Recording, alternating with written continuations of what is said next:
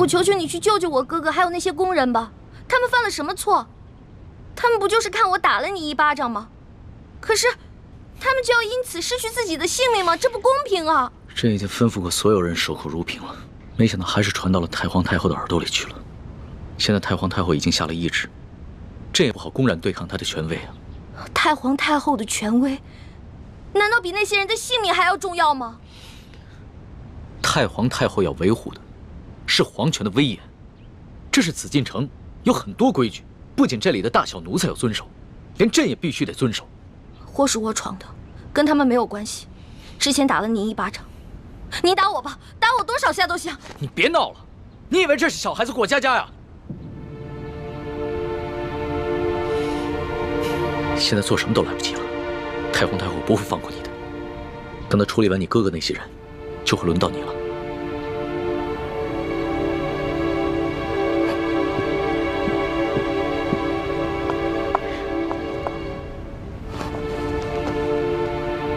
那皇上，您还是先杀了我这个祸首吧。如果先杀了我的话，死在哥哥的前面，我就不会那么内疚了。奕欢的奕欢，你还老说自己是朕的老大，一到这种危险的时刻，你就这么没出息的以死相要挟。您现在是高高在上的皇上，我只不过是一个小小的奴婢，我只能求您大发慈悲，饶了我哥哥。少说的那么可怜，你什么时候把朕当过皇上？不一直把朕当成你那个结拜小弟吗？奴婢再也不敢不知天高地厚了。您现在是皇上，不是奴婢的龙小弟。皇上，之前都是奴婢错了，要罚你就罚奴婢吧。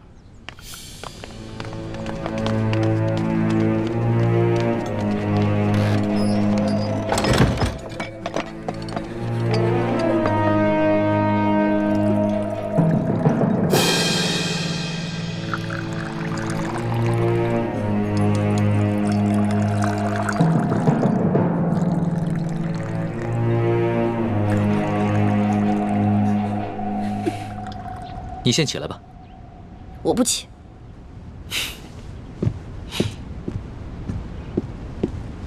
起来吧，这么跪着也不是办法。皇上，我求求您了，您能不能去救救他们呀？如果他们因为我而死，我肯定会内疚死的。楼下，皇上，你就救救他们吧。人自然是要救的，但你倒是说说，这要怎么说服太皇太后啊？您可以跟太皇太后讲齐桓公跟管仲的故事。当年，管仲为了救自家主子，向齐桓公射了一箭，但是那个箭正好射到了齐桓公的腰带上，齐桓公没有死。后来，齐桓公不计前嫌，任用管仲当了国相。管仲感激涕零，倾尽一生的才华，辅佐齐桓公，最后成为春秋五霸的首位。皇上，您不会连齐桓公都不如吧？论气度，朕自然是不输齐桓公的。可是你能比得了管仲吗？论治国之才，奴婢当然比不上管仲的一根汗毛。但是，你想招来人才容易，想找到像我这样陪你吃喝玩乐、赌骰子拼酒的人，可不容易啊。这个理由倒是很充分。只不过，早晚有一天你都要出宫嫁人，不能一辈子留在宫里陪着朕，那朕岂不是很吃亏？原来您是因为这个呀？那您现在想怎么办啊？跟朕说说你那个青梅竹马吧，他叫什么名字，长什么样，家世如何？这个属于奴婢自己的秘密，不能告诉你。那你总得告诉朕，他的外貌仪表、才华气度比朕如何？这个嘛，我也没法说。有什么不好说的？让你说，你说不就完了吗？那我真说了，你可不许生气啊！笑话，朕在你的心里度量那么小啊？他确实没有皇上您高贵俊逸，但是他很温柔，对我特别好，人很老实。我说什么他就做什么，我可以把他吃得死死的。不像你，今天说这个你开心了，明天说那个又得罪你了。那你爱他吗？师傅，我头晕。师傅带你去休息啊。二师傅，玉环他是在装病，你千万别上了他的当。一会儿大家练完功，再罚你扎半个时辰马步。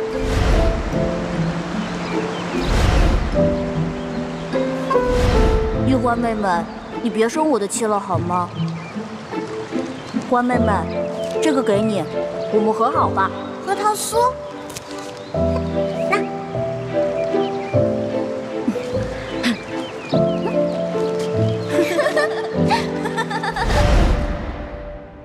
哎呀，皇上现在都什么时候了，您还说这些闲话？您赶紧跟我去救人吧。皇帝也是人，也有七情六欲，也有好奇心，甚至也会嫉妒。龙小弟，我求求你了，你要是再不去的话，他们人头马上就要落地了。放心吧，这个宫里没那么容易见血，要灭口用的都是鸩酒。鸩酒？那您赶紧下旨吧。走，快去救他们！你先别着急，这太皇太后一下子从朕身边抓了10几个人，还需要等你过来求朕，朕才知道怎么做吗？朕虽然不好公然抗旨，但是早已命人准备了解药了。真的？那你不早告诉我？不对，你是不是得需要什么条件才能给我解药？当然。朕就想问你一个问题：你爱这个青梅竹马吗？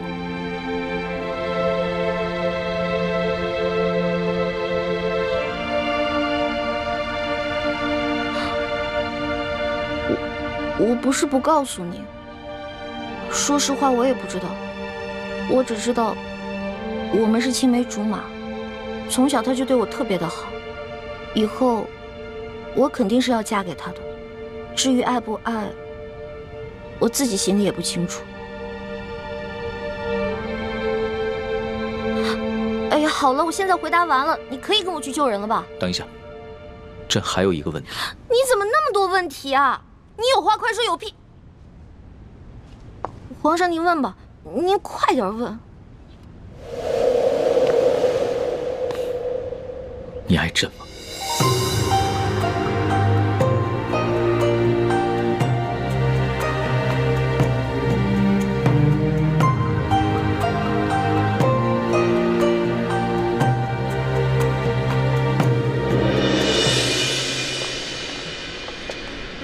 这是太皇太后赐给你们的御酒，你们每人各取一杯，享用吧。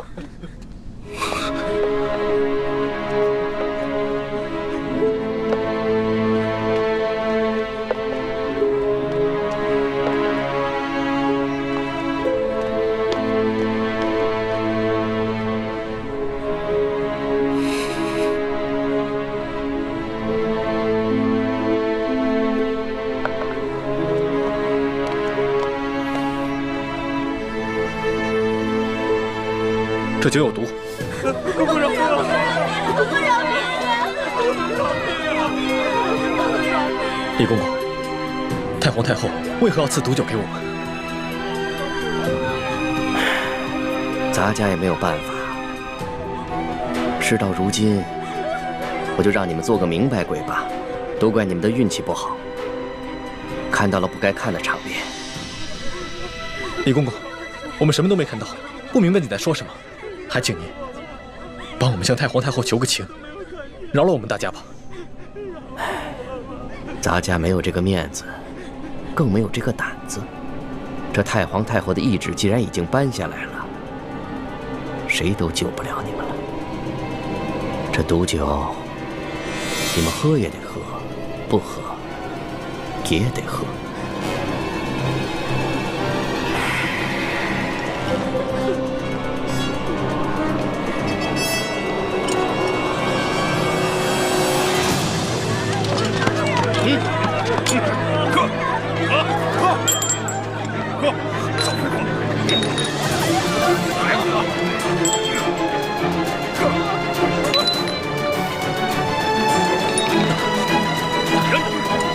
李公公，无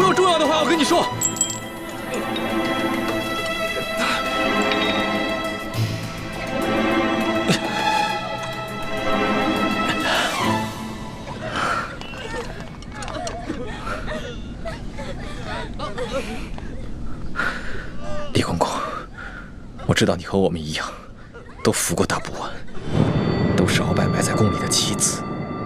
今天，你若不救我和这些宫人，那么你的秘密，我也不会再替你保守了。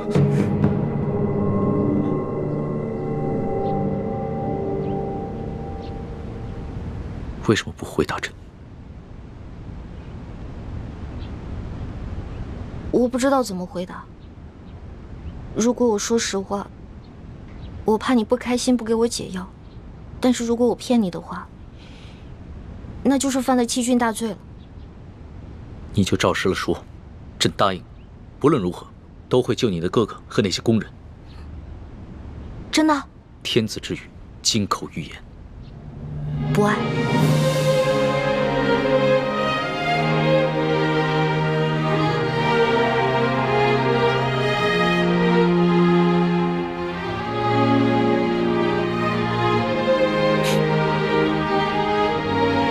这两个字说的真干脆，丝毫不顾及朕的感受。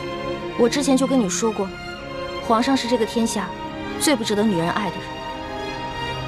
可是作为老大，也许我会爱上结拜小弟龙三，但是作为奴婢，我永远都不可能爱上皇上。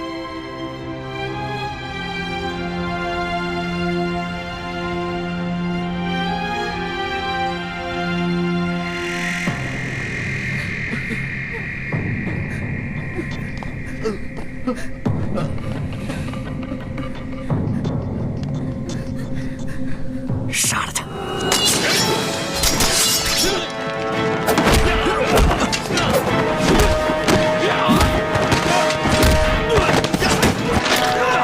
李德福，想不到你要杀我灭口！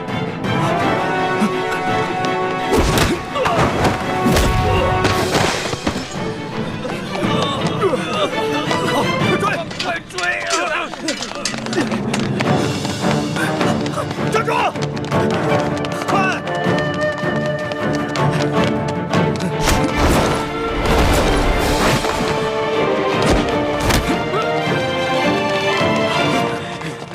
李太医，你杀了我，你也活不了。李德福，你别以为杀了我就没有人知道你是鳌拜的内奸了。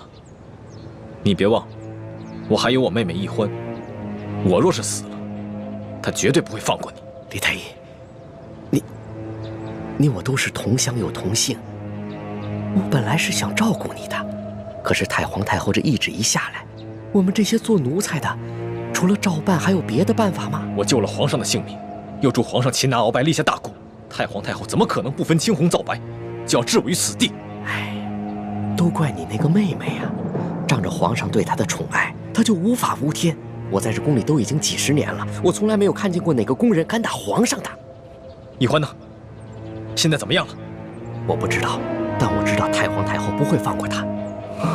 李太医，你先把我放了，继续替我保守秘密，让我去向太皇太后求情，我尽量求情，你看怎么样？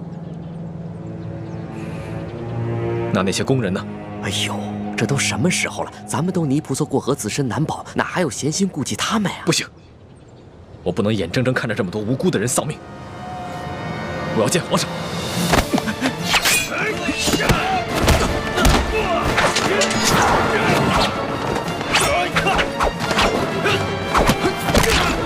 住手！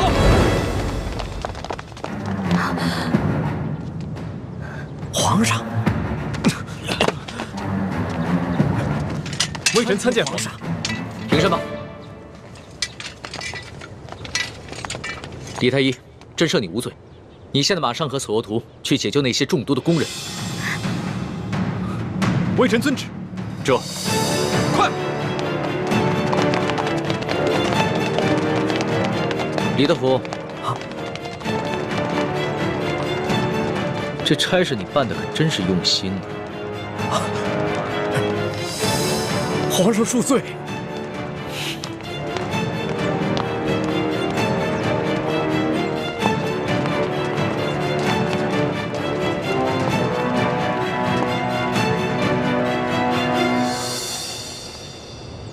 石叔姑娘，老奴也是实属无奈，石叔姑娘您大人大量，不要记恨老奴啊，中堂大人。公公有礼了，宫中一切可好？中堂大人，您放心吧，一切尽在中堂大人的掌控之中。皇上好吗？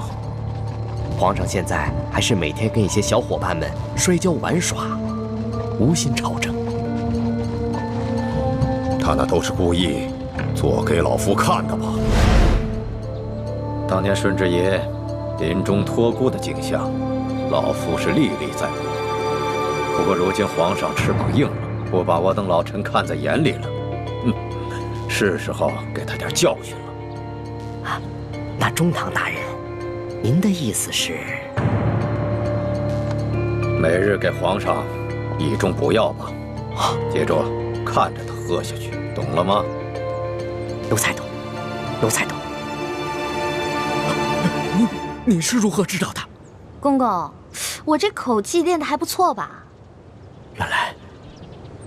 原来那晚你也在马车上，那你是如何知道是我？公公啊，虽然您那天行事谨慎，带着黑纱，我看不清您长什么样子，但是我看到了您耳朵后面那颗痦子，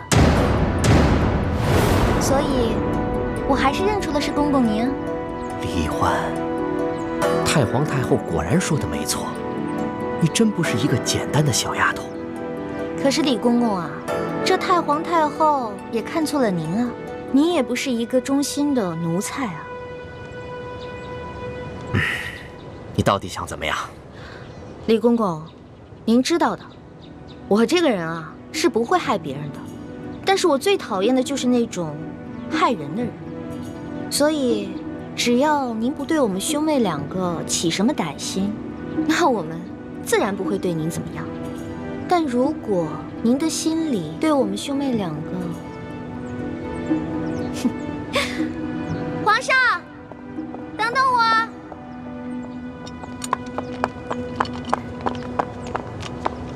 龙小弟，谢谢你啊。其实就算你不求我，我也要救那些宫人们。虽然这会让太皇太后特不高兴，但是朕已经擒下了鳌拜，真正亲政，朕必须坚持己见。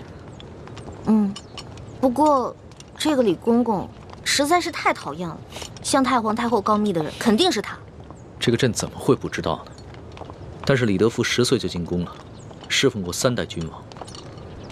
太皇太后对他十分宠信，打朕小的时候啊，就是由他把朕的一举一动汇报给太皇太后，这已经是惯例了。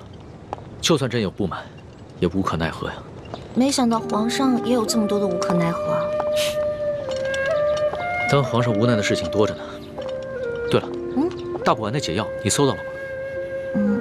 我哥哥还没有完全的研制出来，估计这个鳌拜是想彻底让我和哥哥给他陪葬了。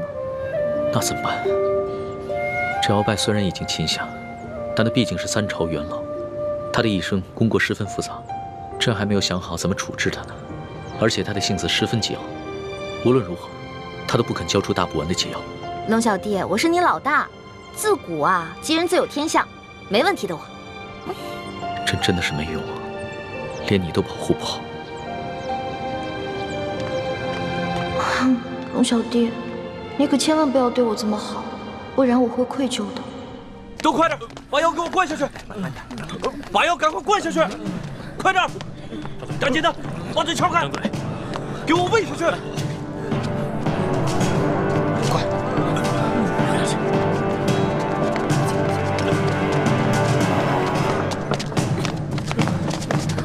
皇上不必多礼，先救人吧。快救人！皇上，我已经安排他们把药都给灌下去了。那他们是不是得救了？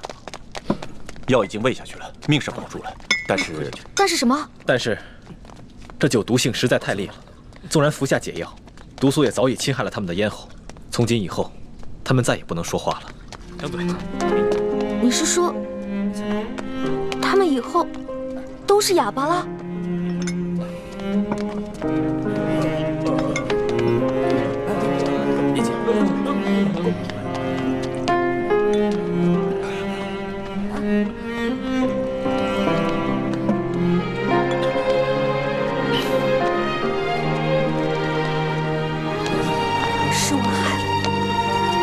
对不起，都是我害了你们。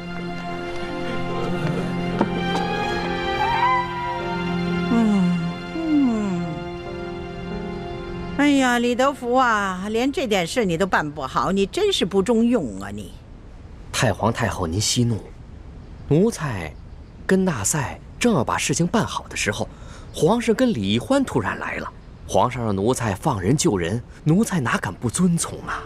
哎呀，皇上是中了李易欢的毒了，中毒不浅呐。这样吧，你把这个李易欢给我叫过来。谨遵太皇太后懿旨。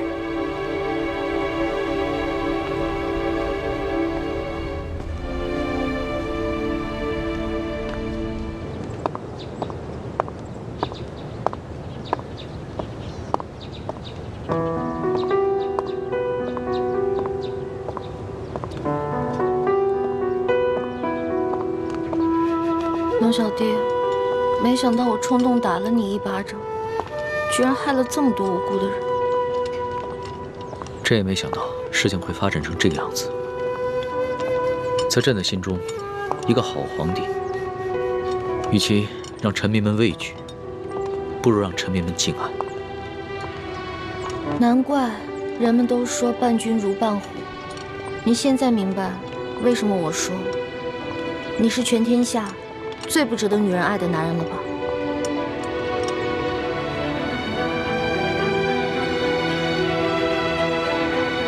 易欢，朕知道这件事情在你心里一定留下了很深的阴影，你更不可能会爱上朕了。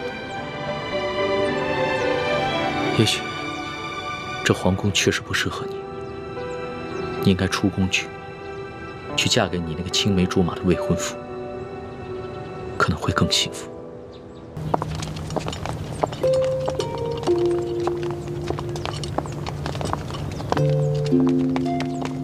奴才参见皇上。李德福，你可真有眼色呀，还敢过来见朕！皇上恕罪，奴才知道，皇上现在心情烦躁。不过太皇太后宣世淑姑娘去那个慈宁宫觐见，奴才不敢不传呐。皇上，太皇太后不会想赐奴婢一杯御酒吧？没事，别害怕，朕陪你一起去。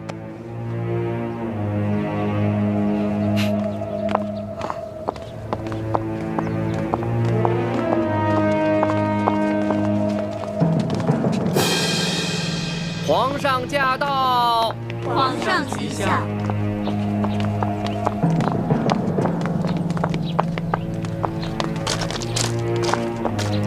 平身吧。谢皇上。你先在外面候着，朕进去跟太皇太后先说说。皇上，奴婢这颗脑袋能不能保住，可就靠皇上你了。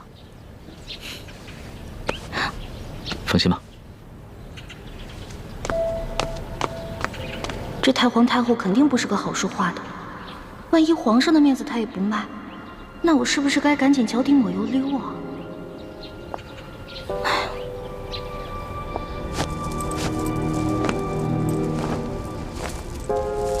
皇祖母吉祥。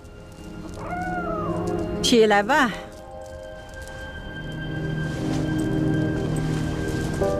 刚刚擒拿了鳌拜，还有许多善后的事情需要做。皇上怎么会有闲暇来陪哀家这老太婆呢？不是，皇祖母一直教诲说，越是处理大事，越要从容。孙儿一直谨记于心呢。幸亏爹和师傅没有先见之明，别的功课都任由我偷懒，却逼着我狠练轻功，关键时刻果然能够救命。可是我千辛万苦才得到的铜匣，还有那么多值钱的珠宝还在永乐斋，这可怎么办啊？哎呦，管他的，也顾不上这些身外之物，先保住小命要紧。难怪鳌拜会栽在这个小丫头手里，都这个时候了，她居然一点儿也不慌乱。哎呀，皇上，你亲政了，哎，有许多事情呢可以自己做主张了，也用不着哀家这老太婆唠里唠叨了。皇祖母何出此言啊？孙儿心里极是惶恐，不知孙儿有什么地方做错了。还请皇祖母垂询。得了，去玩去吧啊！你们都退下。下去吧。皇上啊，听说你把李太医和那些工人们都赦免了。是，这个李太医啊，擒拿鳌拜有功，又救过孙儿的性命，而且这些工人都是伺候孙儿多年的老人了，孙儿心里极是不舍，所以就赦免了他们。朕少造一些杀念，也是为了皇祖母积福天寿嘛。哎呀，皇上啊，你可是刚刚亲政啊，就如此妇人之仁，以后怎么立威啊？你那个叫什么李义欢，这个小小的答应，他当着众臣的面打了皇上一巴掌，而皇上竟然不仅不惩罚他，反倒给他还特设了一个笔墨诗书的女官员的位置，还给他赐了一个永乐斋。哎，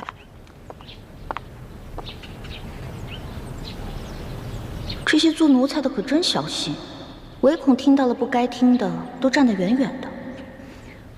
我可顾不了那么多，我得认真的听着，万一龙小弟顶不住了，我好赶紧溜啊！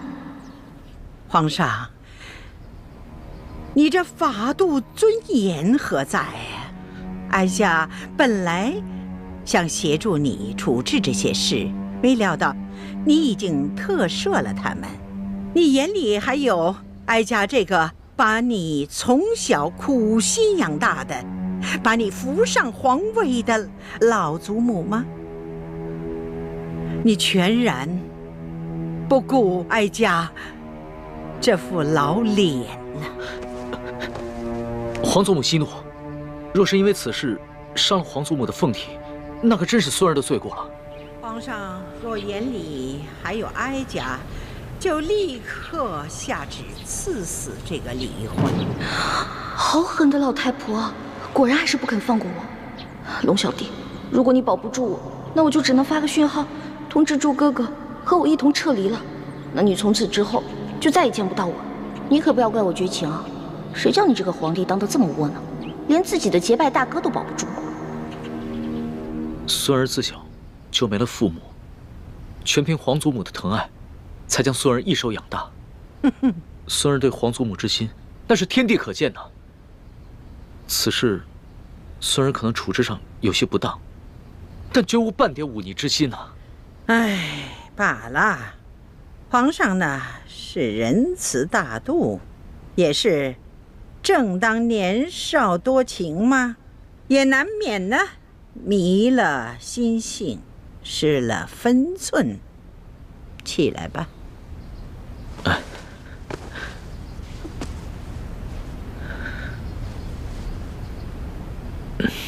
皇祖母，您先消消气。这个义欢呢，是孙儿在出宫微服私访的时候结识的。那个时候，孙儿一时玩性大发，就假冒侍卫龙三的身份和他结了拜，还谎称自己是皇上的替身。没想到他还真信了，所以他后来才打了孙儿一巴掌。其实吧，他不是冒犯龙威，他只是把孙儿当成了他那个假冒皇上的结拜小弟了。他居然不知道你是皇上？是啊，这个义欢出身草莽，没见过世面，性子又天真烂漫。孙儿也是一时兴起想骗骗他，没想到他还真信了。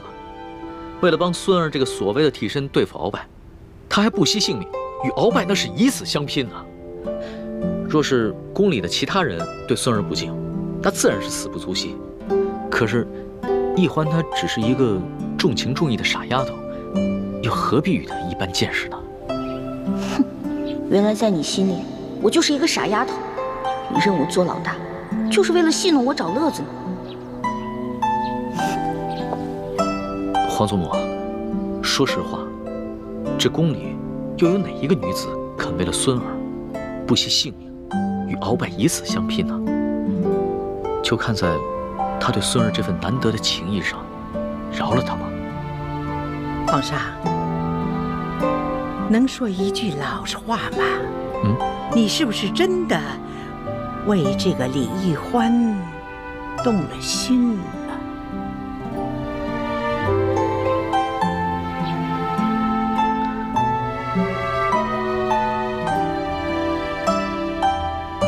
皇祖母，孙儿刚刚真正亲征未久，内有鳌拜的余党未能清理，外有三藩做大，还有前明余孽组成的反清联盟，时刻威胁着我大清江山，所以孙儿不敢沉溺于儿女私情，对任何女子都不会真正动心的。龙小弟，原来你对我果然不是真心，这样也好，咱俩互不相欠。哦，哀家以为呀，这李易欢是一个狐妹子，让皇上迷失了心性。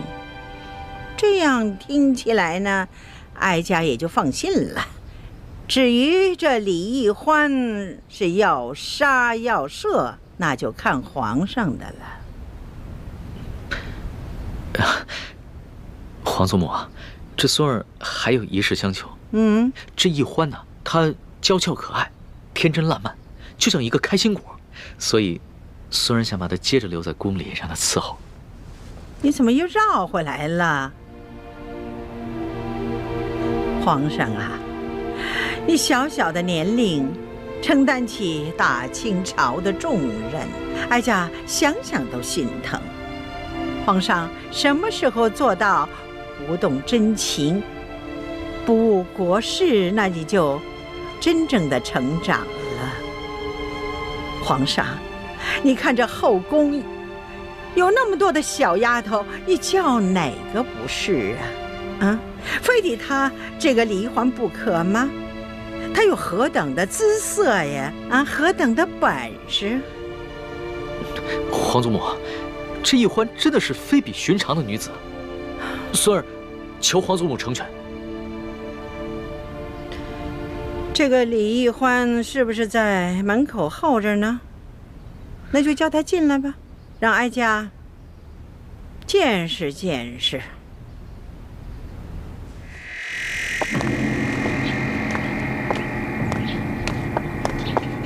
太皇太后和皇上宣世淑姑娘觐见。是，奴婢遵命。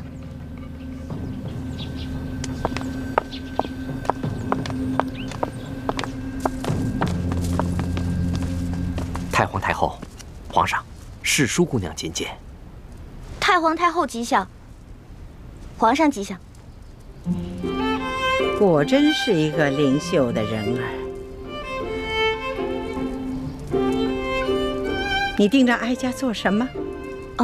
奴婢只是好奇，原来太皇太后长这么好看呀，慈眉善目的，就跟画里走出来的观音菩萨似的。你不必在这里花言巧语。李易欢，你可知罪？奴婢知罪。你知什么罪？讲来给哀家听听。奴婢白长了一双眼睛，没有认出来皇上就是货真价实的真龙天子。奴婢更是长了一个猪脑，居然皇上说什么，奴婢就信什么。你看，皇上，你看这小丫头啊，她哪里是在认罪呀？她分明的是拐着弯的数落皇上。皇祖母，这丫头一向如此，心直口快，不知轻重。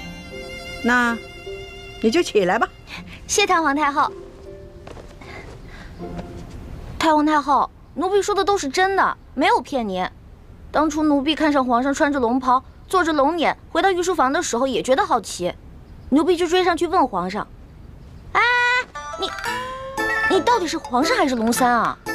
结果皇上一脸严肃地跟奴婢说：“嘘，小声点，我当然是龙三，不是皇上。”你不是皇上，可是为什么外面那些人都跪下叫你皇上呀？那是因为我呀是皇上的替身。啊？你是皇上的替身啊？对啊，因为我身形跟长相都酷似皇上，所以啊，我是皇上的替身。你也知道，咱们大清啊，虽然入关数十年了，但是根基未稳，皇上又年少，刚刚亲政嘛。不光这前明余孽，还有很多朝中的大臣都想谋杀皇上，所以呢，我就当皇上的替身。原来是这样啊，怪不得你会跟我结拜呢。要是皇上的话，怎么能跟我结拜呢？对啊，这回知道了吧？为什么我龙三你在宫里打听不出来了吧？那是因为我不是一般的侍卫，我呀，只需要在皇上需要我的时候出来露面就行了。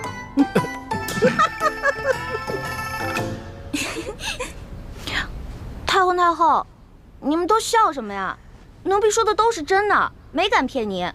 奴婢当时就想，龙小弟真可怜，为皇上卖命，还得替皇上挨刀子。这丫头啊，果真有趣呀！皇祖母，当时的情形啊，确实如此。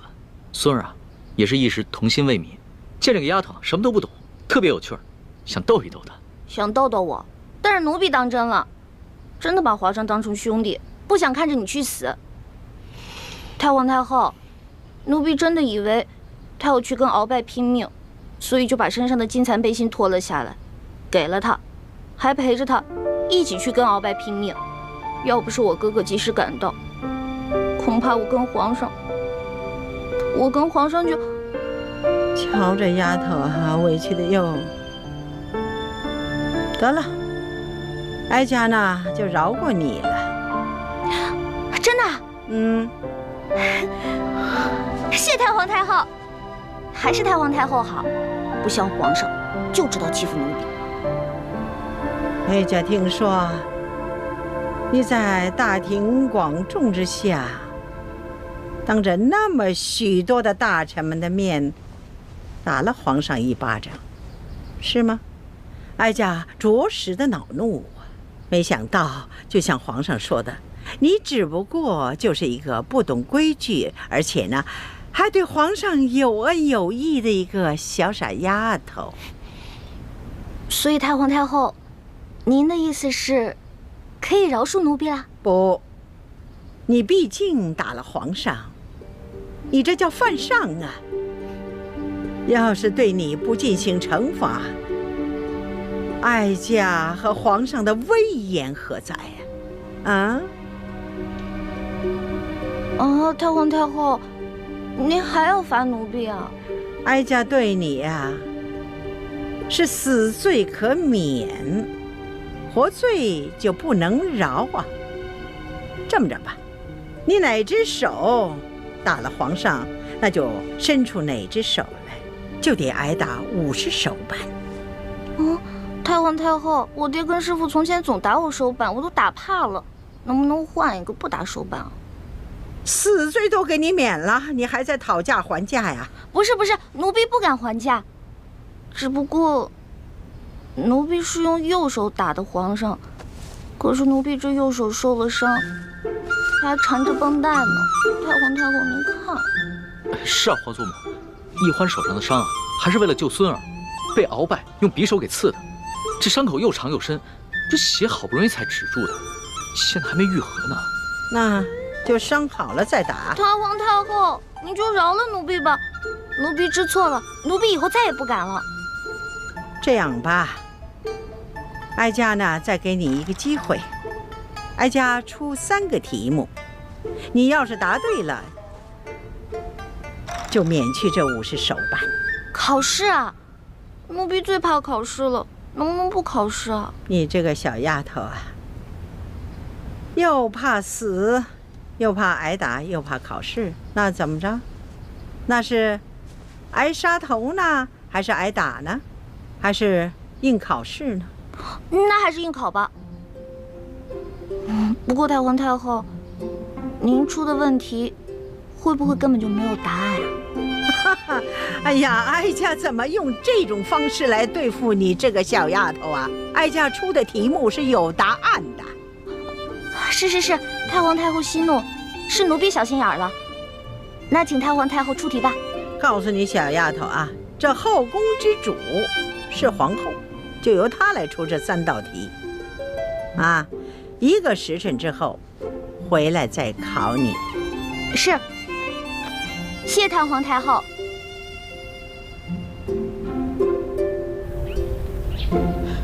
皇祖母，你就这么轻易的放过李易欢那个狐妹子了？不放过她又该如何呀？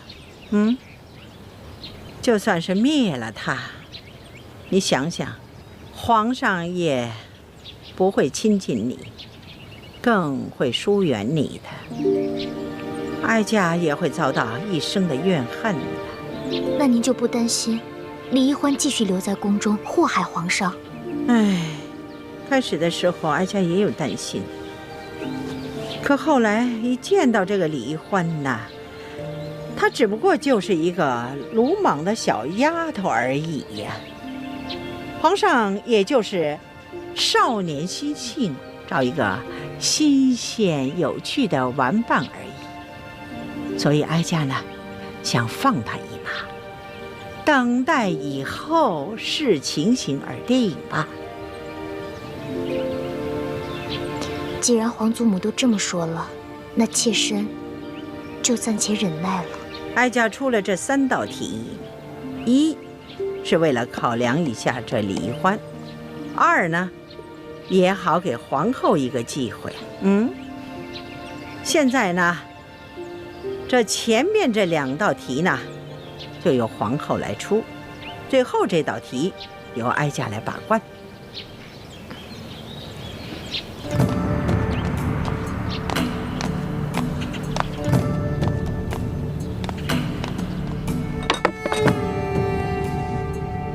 好，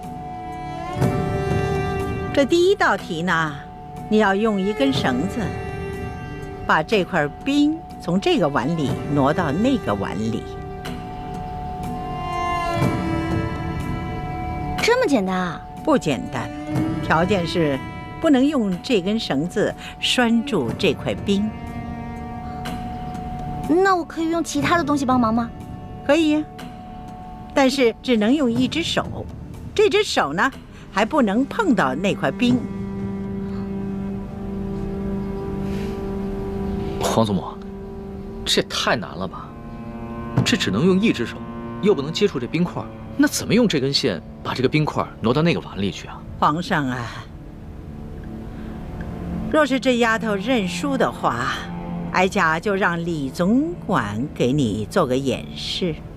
可是这50手板，你就着实的挨上了。皇祖母，这易欢手上还有伤呢。那伤好了再打。皇祖母，这个易欢要是实在办不到，能不能看在孙儿的面子上，给他换一道题啊？哀家是一再让步啊，已经给皇上足够的面子了。皇上，不用再替奴婢求情了，奴婢已经想到办法了。真的？你确定啊？请太皇太后跟皇上给奴婢一点时间，奴婢要去拿一样东西。可以呀，不过你得快点儿，不然的话这块冰就化了。谢太皇太后，奴婢告退。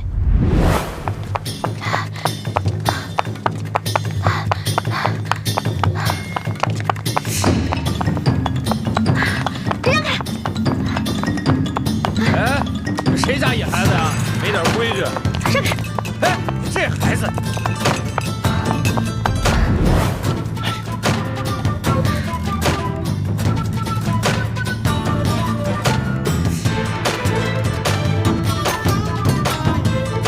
怎么还不回来？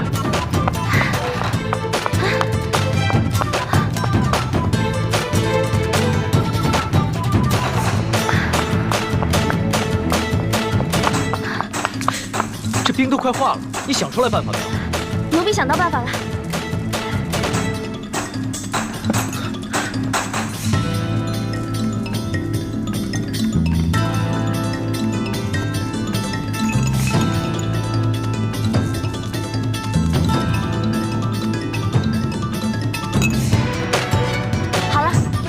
就可以了。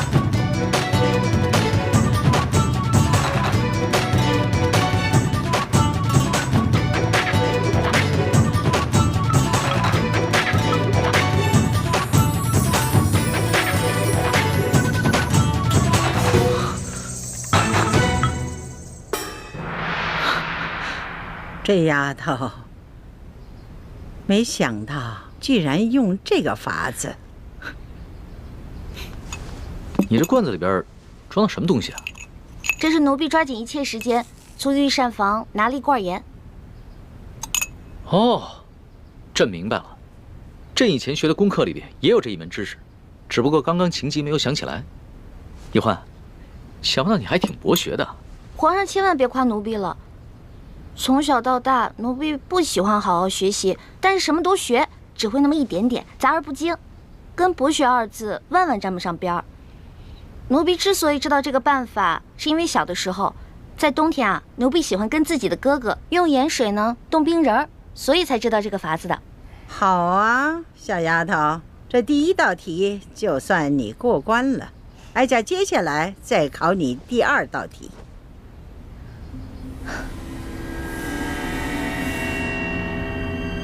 你数数，横着数多少，竖着数多少，一共多少个铜板？数数。回太皇太后，横着数有4个，竖着数有5个，一共是8个铜板。好，你就从这8个铜板里头拿出1个铜板来，把这2列铜板变成都是5个。啊？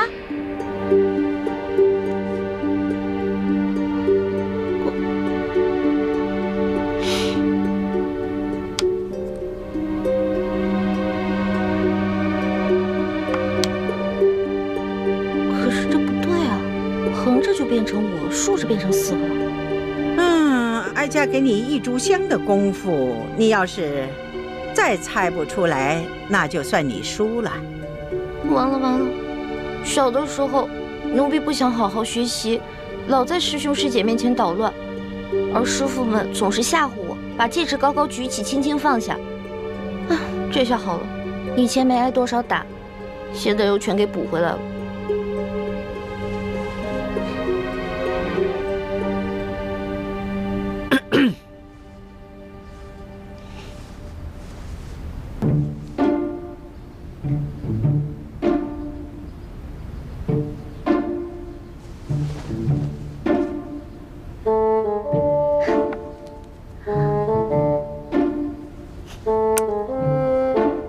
太皇太后，您只说了只能移动1个铜板，但您却没有说不能重叠。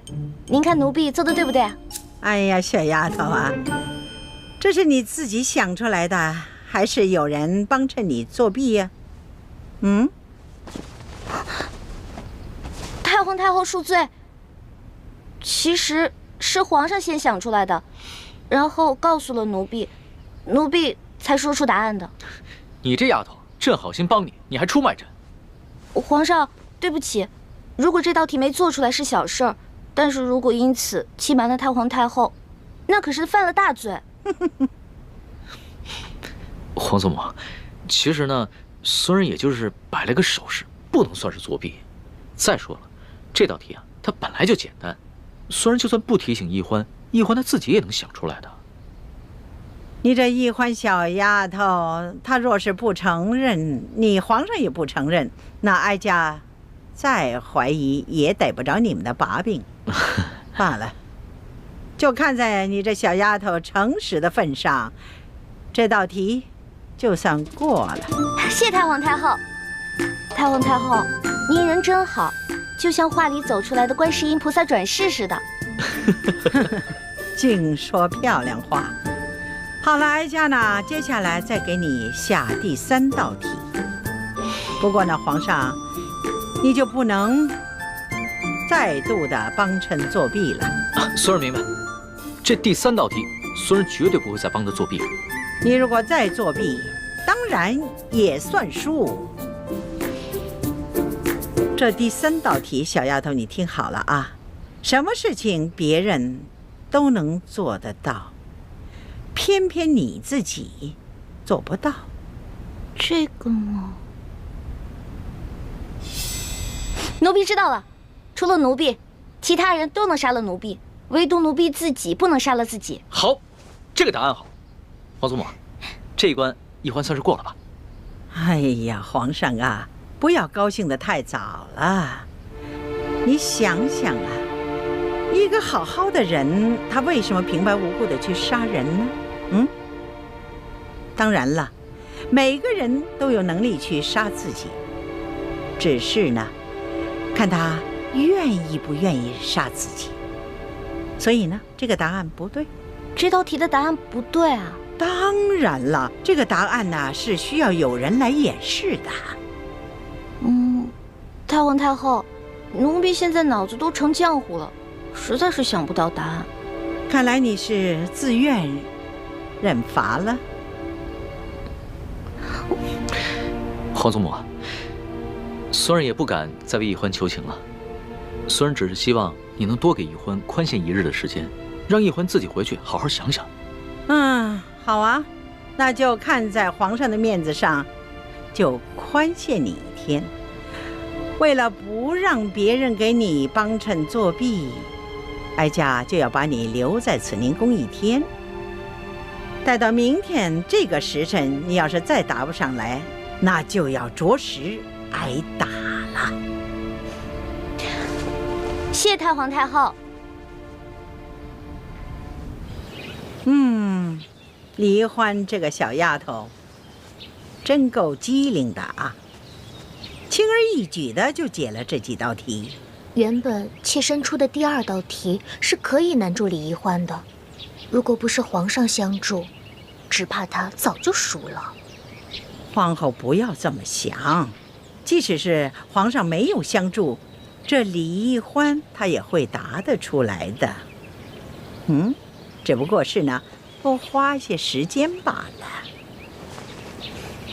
幸好皇祖母出的第3道题把他难住了，就算他想了3天3夜，也未必想出答案。只是，又怕这一夜之隔，又有人给他送答案去了。只要皇后你知道哀家为什么出这3道题的目的，就可以了。为什么计较结果呢？如果这李奕欢没有想出这个答案来，那作为皇后你该怎么做才会是最好的结果呢？鳌拜已经被打入天牢了，你难道还要替他卖命？我哪有替鳌拜卖命？我这不跟你一样被鳌拜逼着服了大补丸才身不由己的吗？我也就是偶尔替鳌拜传递一下消息，可我没有做过什么过分的事情啊。李太医，看在咱们是同乡又是同姓的份上，一定要替我保守这个秘密，可千万别出卖我呀。我们不出卖你，你就要出卖我们。奕欢打了康熙1巴掌，你为什么要跟太皇太后告密？这叫杀人灭口。冤枉啊，李太医！我虽然跟你一样受制于鳌拜，可是鳌拜说了，我是他内线当中身份最特别的一个，有什么事他单独跟我联系，除此之外别人毫不知情。我根本就不知道你们兄妹也知情啊，又怎么可能想到去杀你们兄妹灭口呢？我跟奕欢毕竟是皇上安排在鳌拜身边的人，你是担心有一天我们知道了你是鳌拜的奸细，向皇上告密，所以才想借太皇太后的手先杀了我们灭口。不，李太医，我没你想的那么狠。既然皇上已经把鳌拜拿下了，没有怀疑到我，那证明你们对我没有威胁。再说了，我是奉了太皇太后的懿旨监视皇上，每日向他汇报皇上的一举一动。可是皇上已经亲政，权威日重，我再也不敢像以前一样，真的事无大小巨细都向太皇太后去汇报。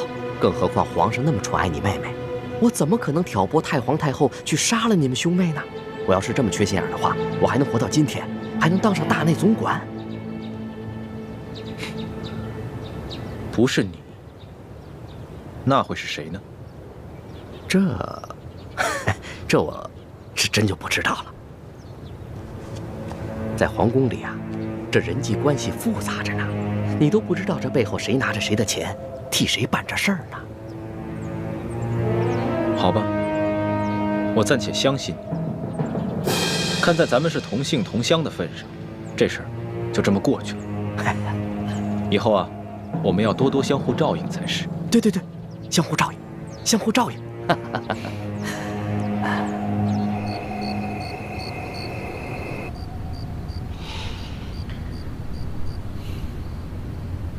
皇上，怎么愁眉不展啊？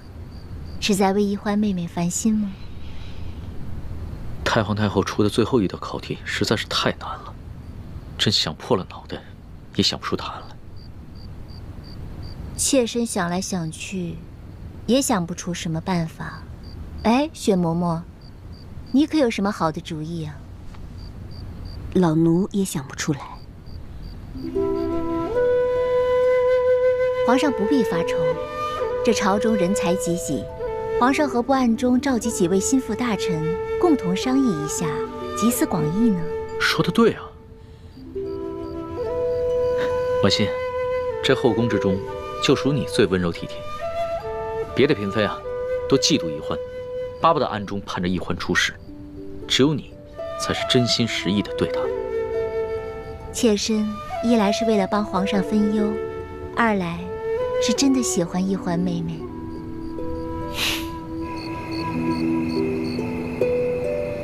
哎呀，你说咱们这皇上啊，自从亲政以来，可从来没有这么晚召见过咱们啊！啊，你们都说说，这有什么急事儿啊？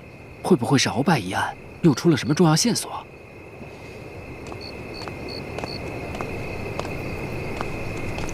嘿，李太医，你也来了？哎，莫非是皇上他龙体欠安啊？哎，嘘，这话可不可乱说啊！小心，这叫祸从口出。明珠大人，哎，李太医，说什么？怎么回事？啊，皇上突然差人传来口谕，让卑职火速觐见，却没有说所谓何事。哦，行，进去吧。走，明珠大人请。请啊，诸位爱卿，朕深夜召诸位前来，是因为朕碰到了一件为难之事，朕思虑了许久，都没有想出答案，所以啊，想听一听诸位爱卿的高见。敢问皇上是何为难之事啊？这有什么事情啊？是只有其他人能做到，而自己却偏偏办不到的。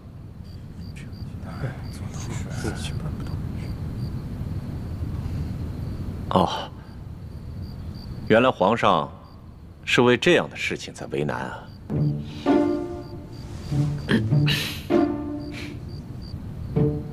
有了，比如说，别人可以杀得了我们，但是我们杀不了自己。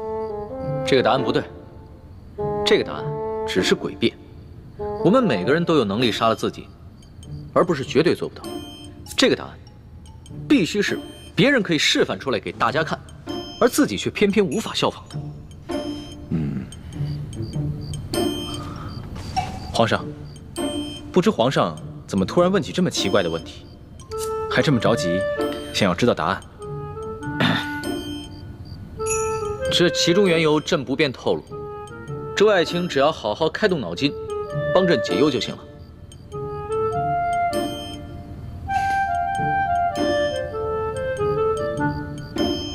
有了，皇上。皇上，我们每个人都不能提着自己的头发，把自己从地面上提起来，但别人可以啊。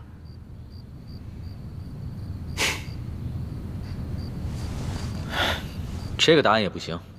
出题之人只怕会说，我们每个人只要轻轻一跳就可以离开地面，为何还要把自己的头发给提起来？所以啊，这个答案还是过不了关的。皇上，此等古怪刁钻的问题，实在是难有标准答案。究竟该怎么回答，完全要看出题的人是否在故意的刁难。皇上，这出题的到底是何人？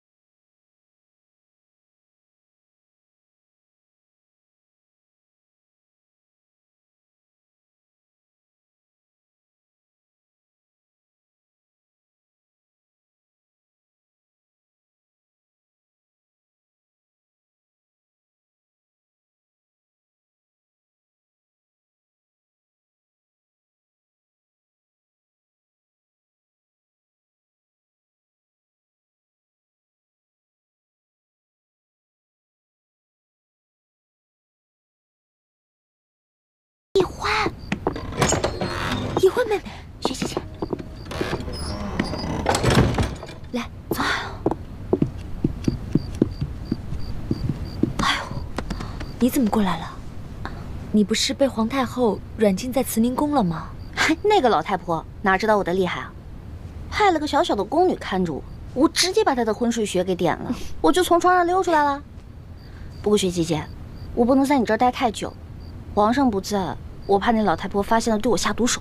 好，这索额图和明珠府上养着上百的能人异士，在天亮之前必定能找出朕满意的答案。只不过太皇太后为了防止朕作弊，已经派人盯着易欢了。李太医，你有没有什么办法能把这个答案神不知鬼不觉地传递给他？这个好办。微臣小时候跟陈妹在同一家私塾学习，陈妹性情顽劣，不肯用功。为了帮陈妹逃避师长的责罚，微臣也常常在暗中帮陈妹作弊。到时候，皇上只要用微臣当时的办法，把答案传递给陈妹即可。皇上啊，正在连夜召集心腹大臣，帮你一起想答案呢。这个皇上对你可很上心哦。唉，她只不过是见惯了宫里这些贤良淑德的女子罢了，对我呢，只是图个新鲜。徐姐姐，我来是想告诉你，我找到铜匣了啊！我要跟朱哥哥吃住紫禁城了。铜匣，你已经找到了？嘘。这个铜匣是从鳌拜府找到的，我怀疑呢，我们明珠谷有内奸，把铜匣这个秘密告诉了鳌拜，但是鳌拜出于私心就没有上报给朝廷，就一直把这个铜匣收在自己的府里。啊，原来是这样。真没想到咱们明珠谷里有奸细，会是谁呢？不知道，不过朱哥哥已经告诉我爹了，我爹现在赶回明珠谷，跟各位师傅商量一下查清奸细的事儿。哎呀，你说这奸细会不会把你我的身份也泄露给了鳌拜？据我推断，这个奸细应该还不知道我们在谷外的行踪，他更不可能料到我们居然潜进了皇宫，所以我们暂时是安全的。有道理。好了，既然你们兄妹之间有此等传递消息的妙法，那朕也就放心了。那微臣先告退了。啊，等一下，皇上还有什么吩咐吗？真没想到，这么顺利就把铜匣找到了。早知这样，我跟师父也不用费尽心机进皇宫潜伏了。别难过了，雪姐姐，我来这儿还想告诉你件事情。如果明天我那第3道题答不出来的话，那个老太婆肯定要毒打我一顿，到时候我只能脚底抹油溜了。我跟你说啊，那个铜匣还有搜刮来的那些金银财宝，都放在我永乐斋的床底下了。我们走了以后，只能靠你跟六师傅去取了。一旦取好了，赶紧跟我们一起撤吧。我早就盼着这一天了。哎，小师妹，其实你尽快离开紫禁城也是对的。你都不知道，看到你整日跟皇上形影不离的，大师兄心里有多别扭。朱哥哥哪儿都好，就是太小气了。哎，我不能跟你说了，我得赶紧走了，被人发现了我就死惨了。哦，你小心点啊。知道了。这鳌拜一直不肯交出大补丸的解药，朕派索额图去鳌拜府上搜查，也没有搜到。李太医，你既然能解了朕的毒药，那这大补丸之毒你可能解。皇上，鳌拜并不敢谋害皇上的性命，所以给皇上下的只是扰乱心神之毒，而且分量很轻。但他给陈兄妹所服的大补丸，是他用来控制手下的独门毒药。微臣想尽办法，也只是配出了缓解毒性发作的药。朕真的是愧对你们兄妹。皇上这话，微臣兄妹实在是担不起。请皇上放心，微臣一定会继续实验，争取早日制出解药。已经3更天了，皇上早点歇着吧。朕刚刚亲政不久，朝中还有多少大事小事没能理顺？尤其鳌拜一案，牵连甚广，盘根错节。山西直隶等省又遭遇了数十年不遇的大旱，朕岂能安心入睡？你先退下吧。微臣告退。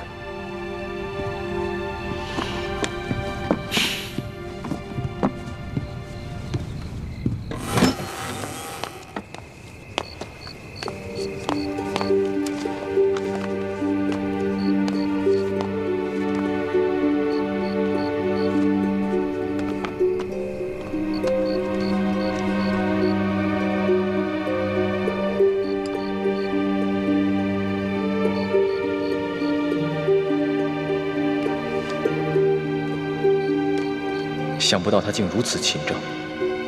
我听了小师妹的话，帮他斗倒鳌拜，也许失算了。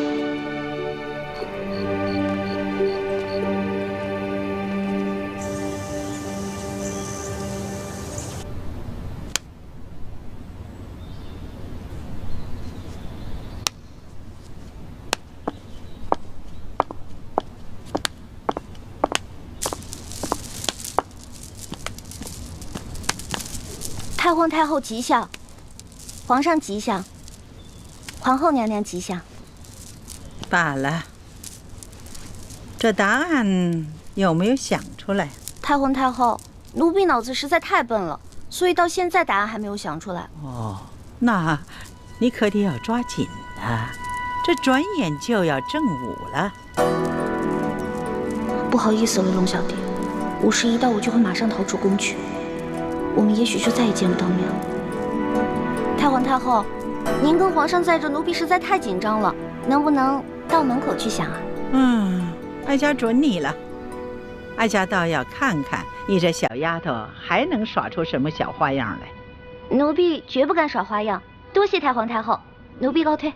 慢着，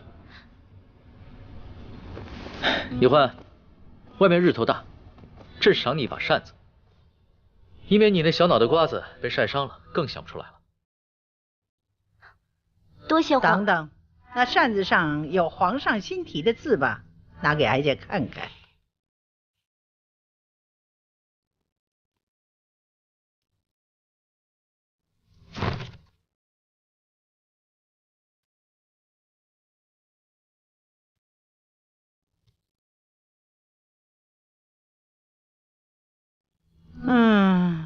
以哀家看来，这皇上的字就是好啊。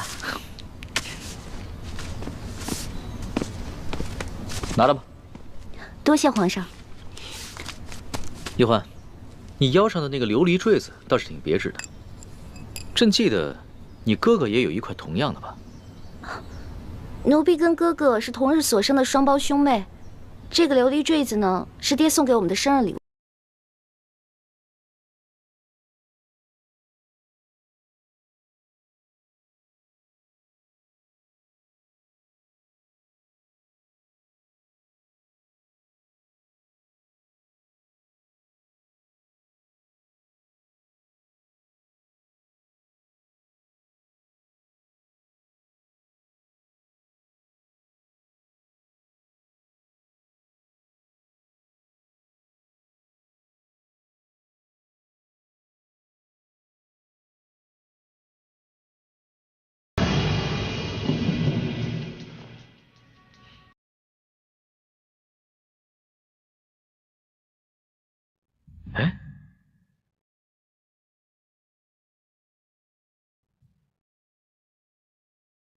哎，还真是，这个字又显出颜色来了，而且字体还变大了。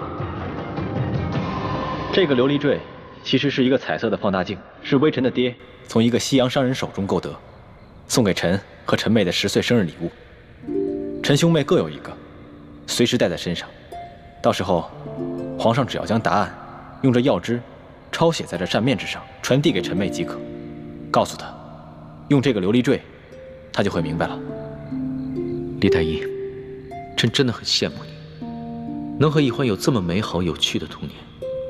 不像朕，10岁的时候就父母双亡，而且还不得不提防宫中各路势力的算计。行了，那你赶紧去吧，要是耽误了时间啊，朕也救不了你。多谢皇上。慢着，外面天气太热了，本宫就赏世淑姑娘一方丝巾，擦擦汗吧。多谢皇后，奴婢告退。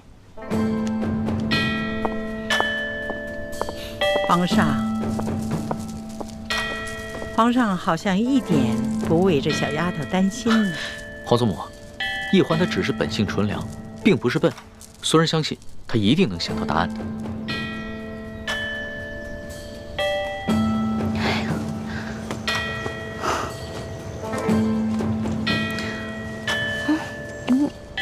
皇祖母小心。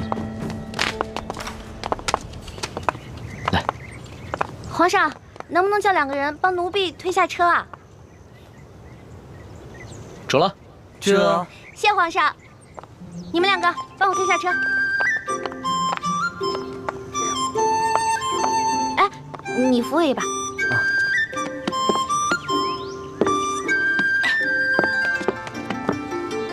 走吧。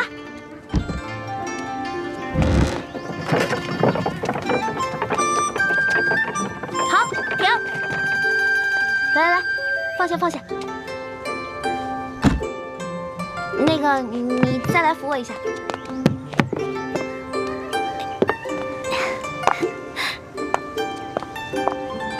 太皇太后，您看啊，这只有推车的人才能推动这辆车，而乘车的人永远推不动这辆车。我说的对吗？好，这个答案妙。